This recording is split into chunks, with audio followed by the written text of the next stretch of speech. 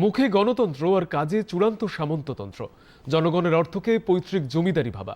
সম্প্রতি ভাঙড়ে এক জনসভায় ভাষণ দিতে গিয়ে ক্যানিং পূর্বের তৃণমূল কংগ্রেস বিধায়ক শওকত মোল্লা বলেছেন, যে 3টি এলাকায় তৃণমূল কংগ্রেস হেরে গিয়েছিল সেই এলাকাগুলিতে সরকারি প্রকল্পে ঘর দেওয়া বন্ধ করেছে সরকার। এর অর্থ মানুষকে বুঝতে হবে। রাজ্য বিজেপির মুখপাত্র দেবজিৎ সরকার এর তীব্র সমালোচনা করেছেন। শওকত বাবু নির্দ্বিধায় দম্ভের সঙ্গে বলছেন যে যেখানে তৃণমূল হেরেছে সেখানে সরকারি ঘর বন্ধ করে দিয়েছি, বাবার খাবে আর মামার নামে জয়গান করবে, এসব আমরা মেনে নেব না। কি অদ্ভুত কথা! এই টাকা কি তৃণমূলের টাকা যে টাকায় সরকারি ঘর হয়? আমাদের বিনম্র প্রশ্ন, এই টাকা কি কালীঘাটের খালপাড়ে যে পর্ণ কুটির আছে কিংবা একটা শান্তির জায়গা আছে হরিশ চ্যাটার্জি স্ট্রিটে, সেইখানে কি কোনো টাকশাল আছে যেখান থেকে এই টাকা ছেপে বেরোয়?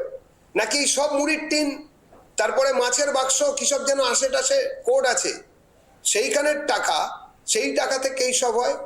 জনগণের ট্যাক্সের টাকা এবং কেন্দ্রীয় সরকারের সরাসরি অনুদান, দুটোকে মিলিয়ে এই বাড়ি বা অন্যান্য ব্যবস্থা রাখতে হয়।